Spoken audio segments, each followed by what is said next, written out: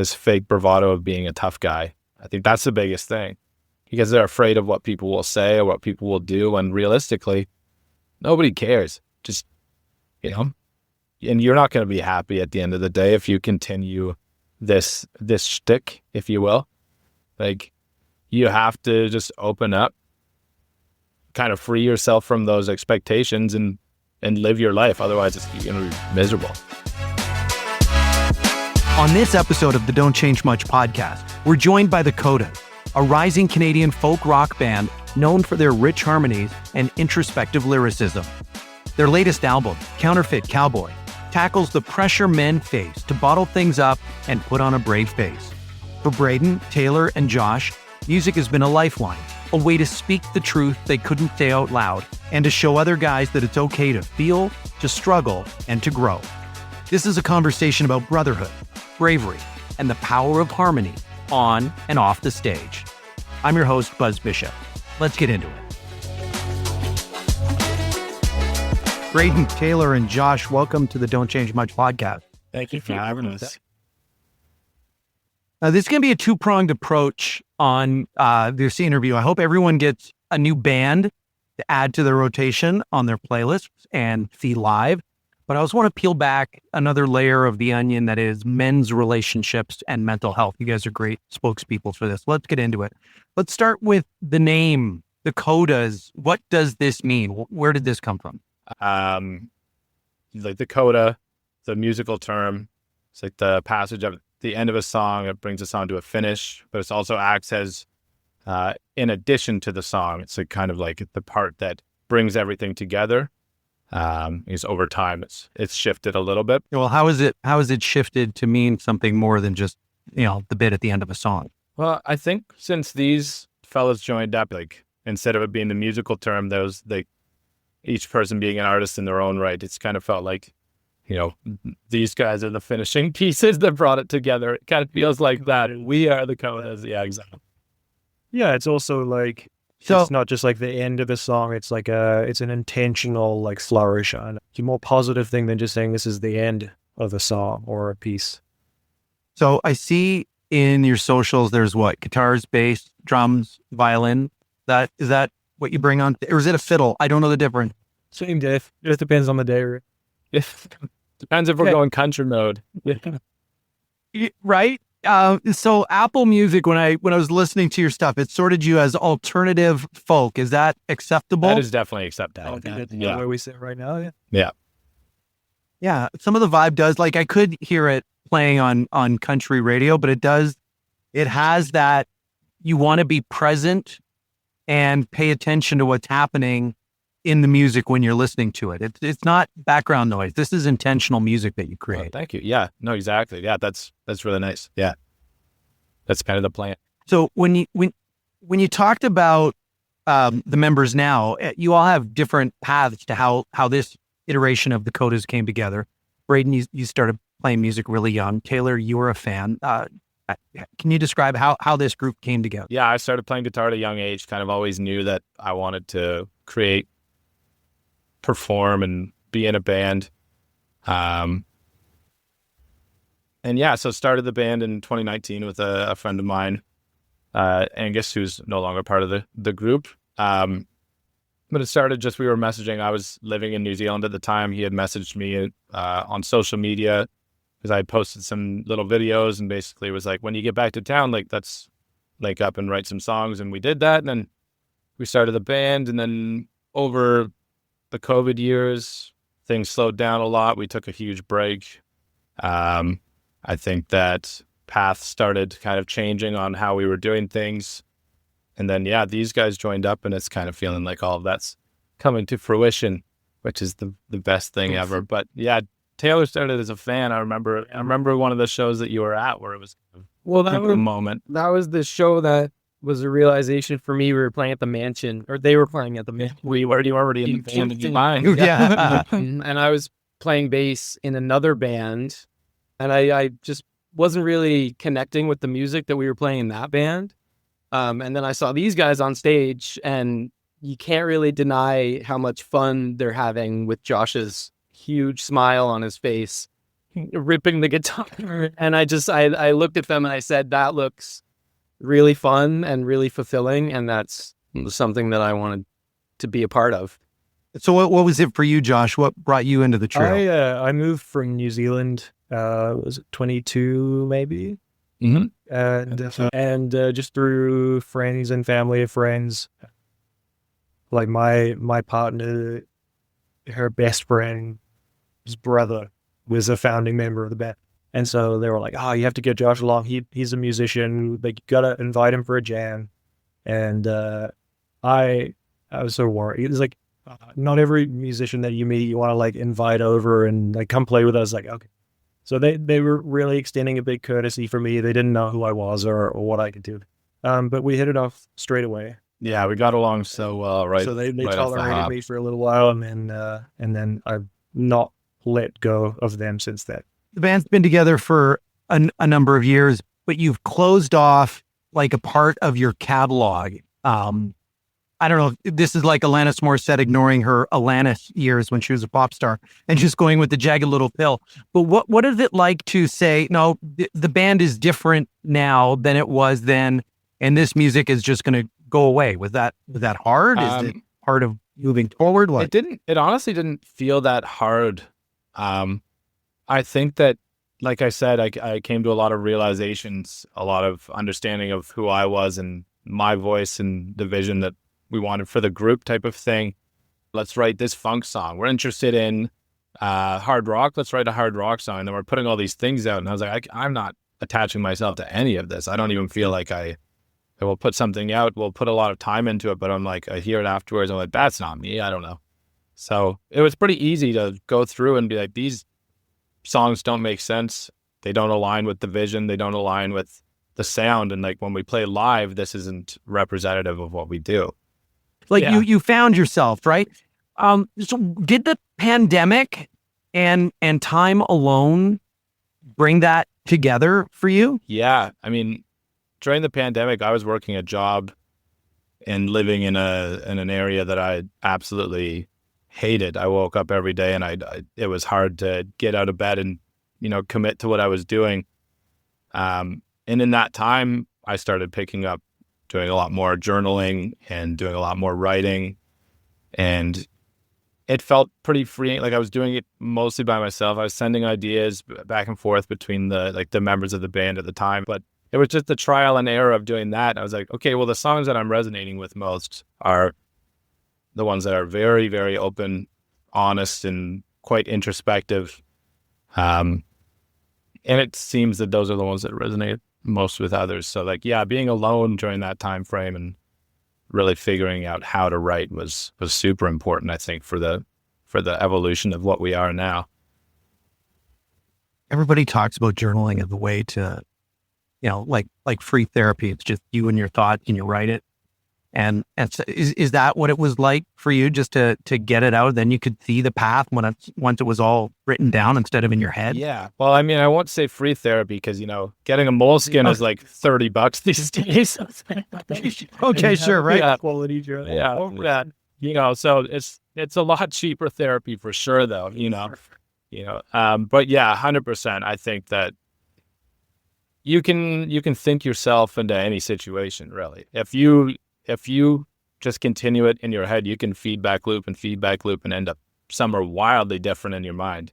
But if you write something down, it's pretty plain and simple. You're like, oh, actually, okay, this is what I'm feeling. And you can look back on it later that day, the next day, be like, oh, I can very clearly see how I was feeling at the time based on what I wrote. And then you can kind of dissect why you're feeling such a way, and how you can kind of go about changing those thoughts or those patterns. Is this just a you thing, Braden, or Josh Taylor? Do you guys come in the writing? Most of our writing we do together now. We'll start off with like sometimes as little as a guitar riff, and we get together every week. These guys being introduced to the band has kind of opened up a lot of options for songwriting because, Taylor will bring an idea and then he'll be like, I don't know how to finish this really. And we can be like, well, I see how you're feeling. I see what you're kind of putting down. What if we went this route? And then it's like, okay, now we're opening up a whole new avenue because we start adding our own flavors to it, and it becomes this thing where it's like all of us are in it. But, you know, it sparked from a feeling he had, but we're like, oh, we've had those feelings before as well. We can add to this too. And it's advice, like all of us do that. Josh brings ideas, I bring ideas. Yeah, sometimes I need you guys to put my feelings into words sometimes because I'll have a line or something and I'm like, this is important. I don't know what it means. We're like, we know what you mean, buddy. They're very good at empathizing. I guess like writing together is like all writing in the same journal. Yeah. You can't hide your feelings from each other.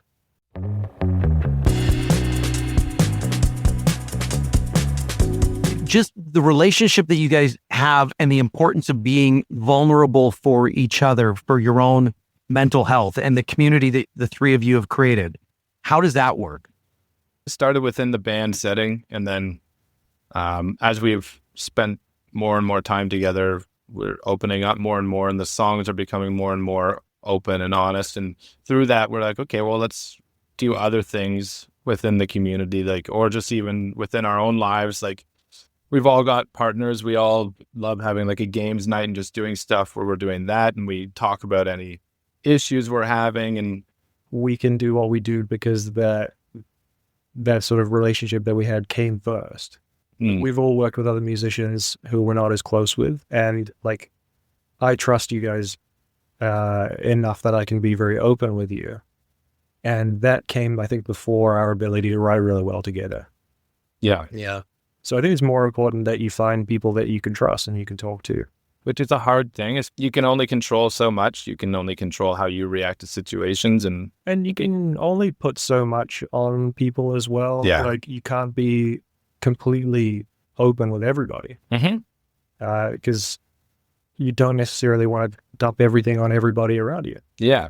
But when people come around where it's like, oh, I can trust you. We can talk about these things. And, you know, I work down at like aside from this, part-time, I'm a bartender as well.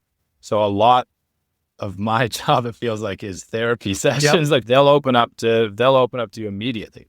And I've met a lot of good friends, honestly, through that experience where we've created this trusting relationship, which it seems crazy, but like, yeah, I don't know. Yeah. It's pretty sweet to see. Like we've got a good little group of friends now where, especially like men that are all talking about their feelings and very, very open, like saying I love yous and stuff. Like it's pretty awesome movement, like what's happening right now. It feels like we've got this bubble that we're hoping to expand that bubble. Yeah.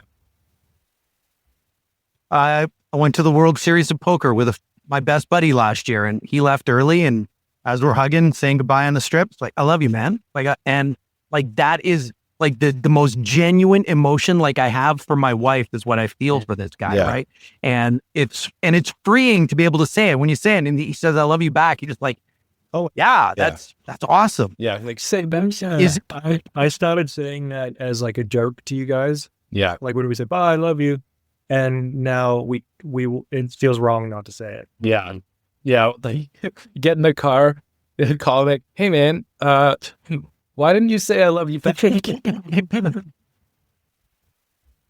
Well, we're about to find out exactly what the love the Codas share is all about, because a national tour is about to go.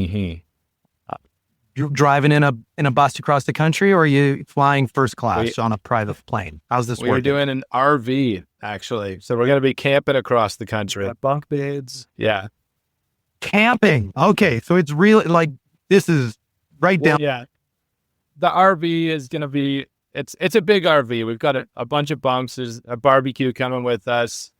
There might be a TV on there as well. I don't know if we're that lucky, but yeah. Yeah. So basically, we're just taking an RV across. We made it so it's a pretty tight turnaround time between shows. The first leg of the tour, we've got a few days off through Northern Ontario, which is going to be really fun. Just going to kind of take it slow, driving through there. Maybe actually stop some campsites. It could be pretty sweet to do that for a couple nights, maybe write some songs. And then, we got 4 back-to-back nights going from Winnipeg, Saskatoon, Edmonton, Calgary. So those nights will be probably driving overnight and then, trying to find a spot to park. And yeah. Right. And so this is just the three of you loading, unloading, sound checking, driving, looking after everything. So we've got 2 others joining us. We've got a drummer that's coming with us. His name's Devin, beauty guy. God, he's good. He's so good. Yeah. And he's so handsome. Wait till you see his hair. Oh my God. Man. Yeah. And then we've got a sound technician from town. His name's Jeff Chown, who's coming with us. It's his RV. And he's great. So he's going to be handling all of the sound, and we're going to be like recording all the shows, recording video for all the shows, which we'll be doing all of that. But yeah, Right. What a great adventure. yeah, we're super excited. So when you're on tour, and as you're heading out on tour, you're supporting the Canadian Mental Health Foundation. So the talks with everybody on the bus Yeah. are going to be deep and meaningful, and $1 from every ticket on the tour is supporting the organization. How did that come together? So funny enough, Josh had went on a little trip back home to New Zealand, and he had some like talks with his mom. He's like, "How you doing?" Like, he's Yeah. like, Yeah, like, because I hadn't been back in a little while, and like being a mom, she worries. And she knows that I have like mental health struggles. Sometimes I'll go into a bad spot, and I'll talk to my mom about it. But she wants to know that I have someone here that if everything went terribly wrong, who would I go to? And I was like, oh, Braden and Taylor, immediately. And when I came back, I was like, oh yeah, mom's a bit worried about me. But she feels a lot better knowing that these guys are here. If I'm ever in like a tough spot mentally or anything like that. I like, feel very fortunate to have each other, but not everyone does. And like I have been a huge beneficiary of counselling, both in New Zealand and Canada, and I couldn't have done it if it wasn't funded. It just was not accessible to me. yeah. Right. So part of the reason this all came about was, I was asking Josh how his trip was, and he's like, "Oh, like this." And I was like, "I missed you. Like we all missed you, like being there." And he then told me that about how his mom was worried and all this stuff. And then like, well, not everybody has this friend group that we have where, we'll be like, "I missed you. I missed you when you were gone." It's like, "I miss you when I blink." That sort of thing. Right. Not everybody has that. And we kind of got to thinking that if we could support men's mental health in any way, and making it feel like, or empowering men to open up, be honest with their feelings, and talk with their friends even, if we could just do that, then that'd be enough almost. But then we wanted to take it a step further and actively help with the free counseling. Yeah, so there's like a practical side appreciate where we don't have a lot to give, but whatever we can, awesome.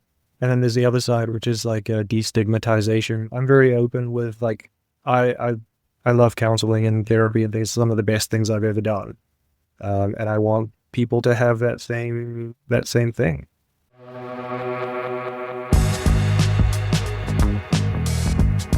Okay, as somebody who is reluctant to do it, what is it for you? I just kind of, I don't know, I meditate, I think, I try and fix it on my own. I talk to friends, but when it comes to actually seeking help, I have a wall. I'm closed up. I'm reluctant. I've done it in the past, and I'm reluctant to go back. How do you convince somebody to try it again?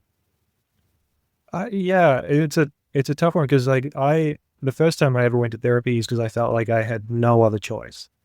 It had gotten pretty bad.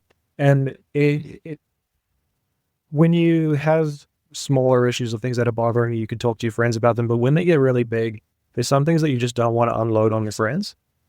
And I had talked about things that bother me to my friends and my partner and things, and bothered them as much as it bothered me. And so you don't really want to dump that on them. And I said, I need someone who is an impartial professional who knows how to deal with these things. They'll have strategies to help me, because I didn't go in wanting psychotherapy or medication or anything like that. I just wanted some strategies. I just thought, like, when your like light blows out or something, you don't ask your friends, you get an electrician. because they're going to be able to safely do it. And they'll say, oh, this is a simple fix. I can help you. And I think just bringing it back to just like simple building blocks of making things a little bit better by someone who knows what they're doing. That's probably what convinced me to try it out the first time. And when you say when your light goes out, it's just kind of like, yeah, I know that feeling. It's darkness. It's closing in. We've all been there, just with that phrase. And when that happens, sometimes, yeah, you're right. It can't be just a friend to get you out. And sometimes you can't navigate through certain things by yourself when you're in it. Like, there are a lot of like practical things that can help maintain your mental health. Like, you can't schedule your way out of a really bad depression. Those are things to do when you're in a good headspace, but sometimes it's too complicated and you cannot unravel that all by yourself. And so it helps to have someone who maybe has dealt with this kind of thing before, and you're not going to be putting anything on anyone close to you who may not be equipped to handle it. So when you're out on the road this spring, it's going to be in support of the new album, Counterfeit Cowboy. Am I assuming that this is, are there toxic masculinity themes in here, or what it means to be a guy versus how you guys interpret it? Where does this come from? The name itself honestly started when I showed a friend, this would have been like 6 months ago, probably, like this poster we were making up for this tour. And it was just the Codas Canadian tour, and it had the cowboy on the sawhorse. And my friend's like, oh, well, this looks like you guys are a country band. And I was like, well, how do we make it look like we're not a country band? How do we make it look like we're this like fake country or whatever? And then I was like looking through synonyms, it's like counterfeit. It's a counterfeit cowboy. That's perfect. And then everything kind of started to, it felt like subconsciously this is what it was supposed to be about. And it all started coming together. And we were writing songs, and we were listening to all the songs that we had written. We were like, this is kind of exactly what we've been talking about for a year and a half. It's all kind of just blossoming into this like idea. Yeah, we had been writing songs about being a poor communicator, like drinking a lot as a coping mechanism, other stuff like that. And I'm like, this is all it very much fits in that theme of like performative machismo. Yeah. Like we have a song that's coming out tonight. It's called Poison. And it is, it's kind of almost like an unraveling of love, but at the same time, bringing yourself back because of any trust issues or something. But it's kind of like, I'm so in love with this person, but then there's an immediate drawback the next line. And then it's like, it kind of is like the push and pull of, I'm so in love, but oh my God, I'm so scared at the same time. It's just, I think all the songs are just very, very open, vulnerable, and it is like fully pulling back the mask on that fake bravado of what being a cowboy or being a man is supposed to be. What's it like to pull that mask off every time you sing the song? You're not like, it hurts. I don't know, Pitbull, saying party in the club, and it's like, I can do that every single night. You're getting emotionally naked every time you do that, and to make that song be the best, you have to put yourself there again. I think, there's definitely been moments playing live where we're playing one of these songs and everything is like, the room is quiet, like everybody's listening. The harmonies and everything are sounding so good. And you can't help but like become overwhelmed with the emotion that you're feeling in that moment. You're like, oh my God, this is all that it's about. And there's definitely been moments on stage where I have choked up, felt a tear, and we'll go into like a solo section, and I'll turn around, I'll look at Josh or I'll look at Taylor and be like, oh my God. I think that's the most fulfilling That's part the best part about it, because that's making like a true connection with like all of us, each other on stage, but also when you're doing that and the audience is like you have their full attention and they're Goosebumps, listening yeah. and they're feeling everything that you're putting out there. Like that's like a true connection with everybody in the audience as well. So then what's it like? You're in a room of your peers, right? You feel that connection with the guys or do you see people shrinking away from this? What are some of the challenges you see guys your age facing? I think, well, like at shows, it feels like everybody's in it, and we have people coming up afterwards about certain songs, and like, what was that song? Like songs that aren't out yet that are going to be on this album. That was something that like really brought me in. I've had a few friends actually come up at our last show that said, "You almost had me crying. You were this close." And I was like, "Why stop?" But I think the biggest issue that I've seen is, people being unwilling to take that extra step or like go that little bit further into opening up. It's like being just there, like being willing to talk about things, but not necessarily willing to open up completely or really take that next step into being free from, any sort of expectations that may be placed on them from parents or from society as a whole. Just, I feel like we've all kind of come to terms with who we are and our, and how we feel about our masculinity. And I think that, the biggest issue I see is people trying to be something that they're not, or trying to put on this fake bravado of being a tough guy. I think that's the biggest thing, because they're afraid of what people will say or what people will do. And realistically, nobody cares. Just, and you're not going to be happy at the end of the day if you continue this shtick, if you will. Like, you have to just open up, kind of free yourself from those expectations and live your life. Otherwise, you're going to be miserable. Yeah. Well, we ask everybody at the end of the conversation, what does "Don't Change Much" mean to you? It's the Don't Change Much podcast. So when we ask guys, "Don't change much," what does that mean? I think for myself, it's like, it is kind of exactly what they're talking about with it, is make one small change to kind of put yourself in the right direction. For myself, I like to write as much as possible, get my feelings down, and that's what does it for me. Josh, Taylor? I mean, for me, like even like the fact that we get together, well, like once a week, it's just like one day of consistency that I'll have in my busy, stressful schedule. I'm also working a full-time job and I got all these other things going on. Just to have that one day a week where I have something that I can focus on and have a goal that I share with these other guys. I think that does wonders for me in the grand scheme of things. Like, I guess, there's no crash diet for your mental health. You can't change everything at once. And I think there's a lot of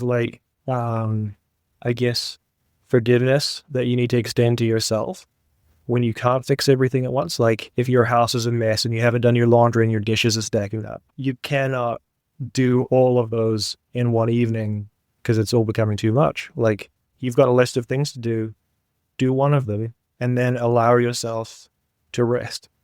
I think you can only really get there through small, sustainable changes.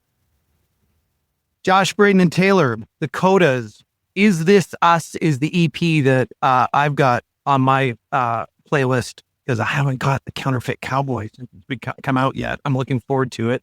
Eyes Closed is a beautiful song. I absolutely love it. The harmonies that you guys do.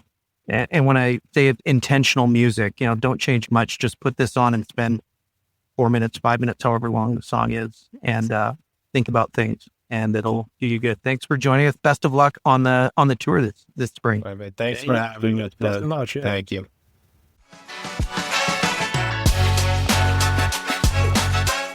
Thanks for listening to the Don't Change Much podcast. If this conversation with the Codas hit home for you or reminded you of someone you care about, pass it on.